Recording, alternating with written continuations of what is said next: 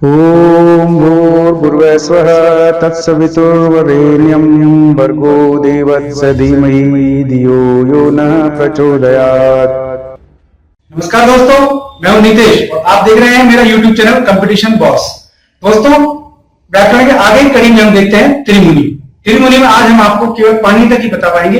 पाणिनि भगवान जो कि व्याकरण के बहुत बड़े रचनाकार हुए हैं, उनके बारे में हम आपको बताएंगे। और आइए अब हम चलते हैं व्हाइट बोर्ड की तरफ। तो दोस्तों, हम पढ़ रहे हैं संस्कृत व्याकरण का परिचय। तो इसी के तहत दूसरी कड़ी में हम आते हैं त्रिमुनि पर।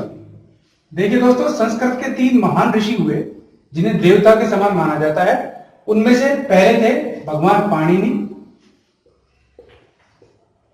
दूसरे थे जो ऋषि हैं वो थे कात्यायन, और जो तीसरे थे दोस्तों वो है पतंजलि। आजकल तो सब लोग पतंजलि प्रोडक्ट के नाम पे ज्यादा ध्यान देते हैं, लेकिन ये जो ऋषि हुए बहुत बड़े योगाचार्य भी थे और व्याकरणाचार्य भी। तो त्रिमुनि 3 थे, पाणिनि, कात्यायन और पतंजलि। तो दोस्तों, ये सवाल भी पूछते हैं कि त्रिमुनियों के नाम बताओ, पाणिनि, कात्यायन, पतंजलि, हमें ध्यान रखना है। ये ऐसे पूछ सकता है कि इनमें से कौन त्रिमुनि नहीं है, एक चौथा नाम और दे देगा आपको, फिर हमको बताने की हिसाब एक्स वाला नहीं है। ठीक है दोस्तों, लेकिन जो कात्यायन है इनका दूसरा नाम भी था। वो क्या था? वररुचि। तो ये सवाल ही बन जाता है, बहुत छोटे लेवल पर बनता है कि कात्यायन का दूसरा नाम वररुचि है या वररुचि किस त्रिमुनि का नाम है, तो हम कहेंगे कात्यायन। अब दोस्तों, इन तीनों ने 3 बड़े ग्रंथ लिखे। जो ग्रंथ हम पढ़ते हैं संस्कृत के, उनके बारे में जानकारी होना जरूरी है। तो तीनों ने 3 अलग अलग ग्रंथ भी लिखे। तो पाणिनि का सबको पता है, पाणिनि लिखा अष्टाध्यायी। ठीक है दोस्तों, और जो कात्यायन थे इन्होंने लिखे वार्तिक। दोस्तों, कुल वार्तिकों की संख्या मैं आपको बताता चलूं। कुल वार्तिक है 836। देखिए, 2 सवाल क्लियर हुए आपके। वार्तिक कितने हैं? 836। पाणिनि ने लिखा अष्टाध्यायी, कात्यायन ने लिखे वार्तिक, जो कुल 836 है, और पतंजलि ने लिखा महाभाष्य। ये तीनों व्याकरण के ही बहुत महत्वपूर्ण ग्रंथ हैं। ठीक है दोस्तों, अब इन तीनों ने जो भी कुछ कहा, यानी कि इन तीनों ने जो भी कुछ कहा अपने ग्रंथों में, उनको हम किस नाम से जानते हैं दोस्तों? तदुक्ति। क्या कहते हैं? तदुक्ति। तो इन तीनों त्रिमुनियों ने जो भी कहा उनको हम जानते हैं तदुक्ति के नाम से। तो दोस्तों, संस्कृत व्याकरण के त्रिमुनि कौन कौन हुए? पाणिनि, कात्यायन और वररुचि। कात्यायन का दूसरा नाम था वररुचि, और पाणिनि ने लिखा अष्टाध्यायी, कात्यायन ने लिखा वार्तिक। वार्तिक में कुल संख्या है 836, ये बहुत महत्वपूर्ण है, इसको याद रखें। पतंजलि ने लिखा महाभाष्य।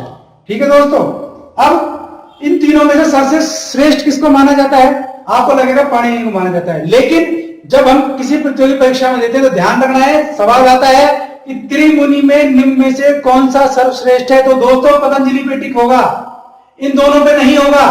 अगर आपने इन दोनों पे कर दिया तो सवाल गलत हो जाएगा। तो सर्वश्रेष्ठ माना जाता है मत किसका? पतंजलि का। पतंजलि का सर्वश्रेष्ठ मत।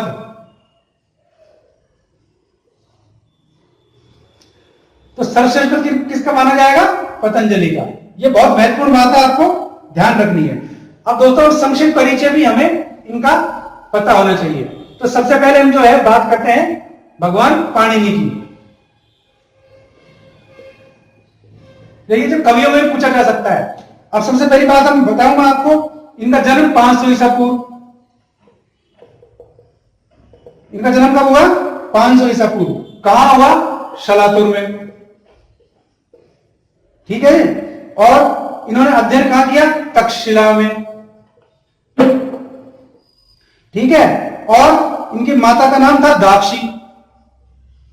माता का नाम क्या था इनका? दाक्षी।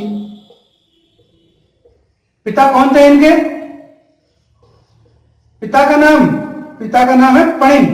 भाई, ये पणिन की संतान थे, तभी तो पाणिनि हुए ना।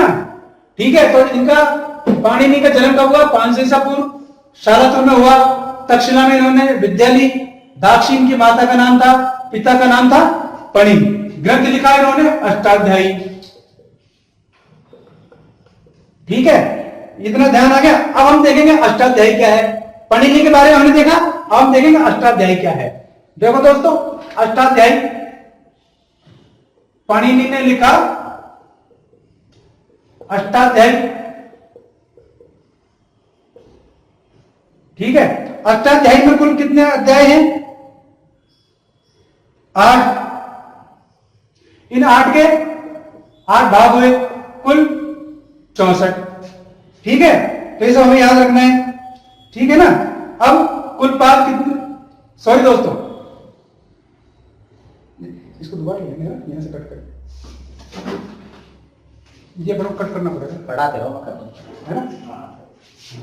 पाणिनि, तो दोस्तों लेते हैं पाणिनि का। इन्होंने लिखा अष्टाध्यायी। अष्टाध्यायी में कुल 8 अध्याय, प्रत्येक के 4 भाग, कुल 32 इसमें जो है हम मानेंगे पाद। 8 अध्याय, प्रत्येक में 4 पाद, कुल पाद ये अपने 8 चौक 32 पाद हुए। ठीक है दोस्तों, ये अष्टाध्यायी का रहा। अब अष्टाध्यायी में हम आगे जाएंगे। इसमें 14 महेश्वर सूत्रों का वर्णन किया है। ठीक है, महेश्वर सूत्र कितने हैं? 14। ठीक है, इसमें कुल सूत्र कितने हैं? 3978। 14 महेश्वर सूत्रों में कुल सूत्र कितने हैं? 3978। अष्टाध्यायी में 14 महेश्वर सूत्र हैं। इन 14 महेश्वर सूत्रों में कुल सूत्र हैं 3978। ये फिगर हमें याद रखना है। ठीक है ना। इसका प्रथम सूत्र है, अष्टाध्यायी का प्रथम सूत्र वृद्धि। प्रथम सूत्र कौन सा है इसका? वृद्धि राधैच। ठीक है दोस्तों, इसका प्रथम सूत्र कौन सा है? वृद्धि राधैच। ठीक है, और अंतिम सूत्र है, ये जो 3978 सूत्र है, इसमें से प्रथम सूत्र है वृद्धि राधैच, और इसका अंतिम सूत्र जो है वो है अ। ठीक है दोस्तों, तो ये हमें याद रखना है कि प्रथम सूत्र कौन सा है? वृद्धि राधैच, और अंतिम सूत्र है अ। तो हम ये पढ़ रहे हैं भगवान पाणिनि के बारे में कि उन्होंने अष्टाध्यायी लिखी, और अष्टाध्यायी में क्या है, इसके संक्षिप्त रूपरेखा मैं आपको बता रहा हूं। ठीक है, अब देखिए, इसमें 29 पादों में से, इसमें कुल 29 पादों में से, पाद माने चरण। ठीक है दोस्तों, 29 पादों में से जो अंतिम 3 हैं, अंतिम 3, उनको क्या कहा गया है? अंतिम 3 पादों को क्या कहा गया है? असिद्ध।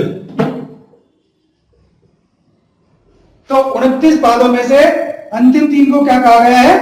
असिद्ध। यह बहुत ध्यान रखने की बात है। इन्हें कहेंगे हम पूर्वत्र सिद्धम। ठीक है दोस्तों, तो ये हमने आपको बताया भगवान पाणिनि के बारे में।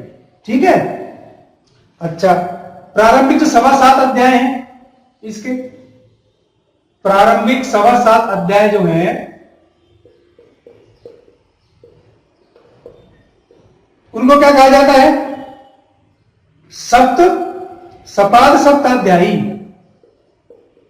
सपाद सप्ताध्यायी। 7.25 जो अध्याय हैं उनको कहा जाता है सपाद सप्ताध्यायी। ये प्रारंभिक 7.25 है, ये ध्यान रखना है, यानी कि सबसे पहले वाले।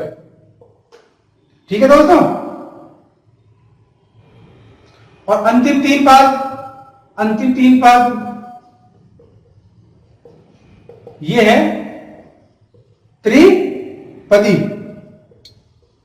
अंतिम 3 पाद क्या कहलाएंगे? त्रिपाद। तो दोस्तों, आज के लिए बस इतना ही। यह जानकारी आपको कैसी लगी कमेंट बॉक्स में जरूर लिखें। अगर आपको यह जानकारी पसंद आई तो आप इसे लाइक करें और अपने दोस्तों में शेयर भी जरूर करें।